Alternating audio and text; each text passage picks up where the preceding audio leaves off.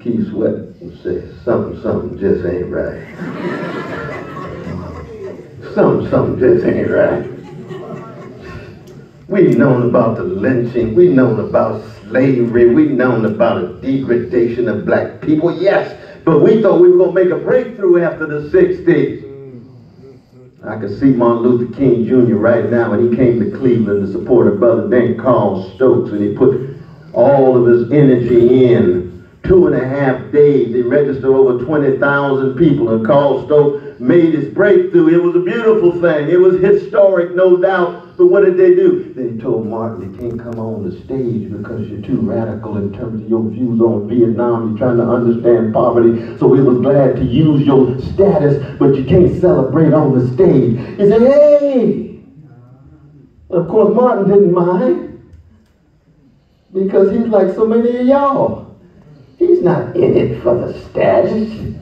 He's not in it for the title. He don't want to be just another peacock walking around. Look at me, I'm so successful. I'm the first black person, I'm the first Negro, I'm the first black X, and so forth and so on. No, he know that peacocks strut because they can't fly. He comes from a people of ego.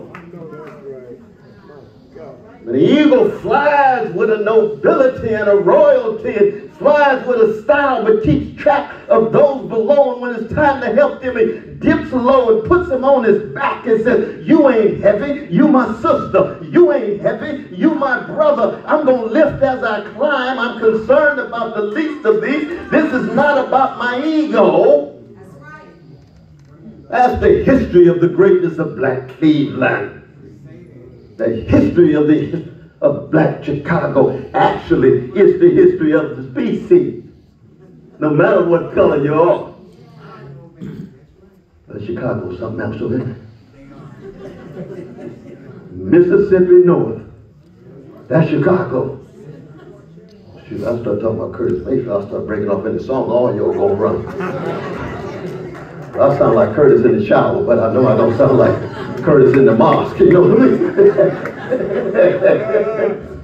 But I'm going to bring this to a close. But what I'm talking about is this.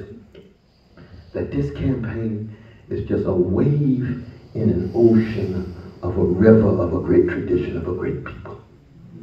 So I enter electoral politics. Now what is electoral politics in America? So much of it is legalized bribery and normalized corruption.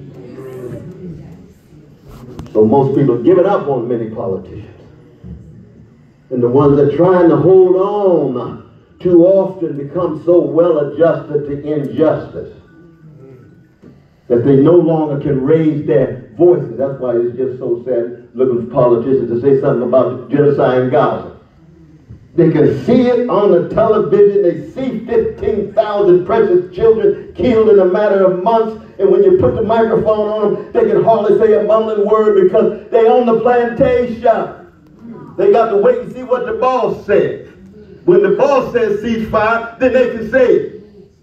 No, we need not just ceasefire. In the siege, in the occupation, the Palestinian baby got exactly the same value as the Israeli baby. We gonna make sure that the Muslims and the Arabs and the Muslims and Christians and Jews and anybody else, they all got the same status. And then white supremacy kicks in. Everybody knows if those babies were white babies. And they were being killed by Arabs, the African, the Muslim. Biden and the others would be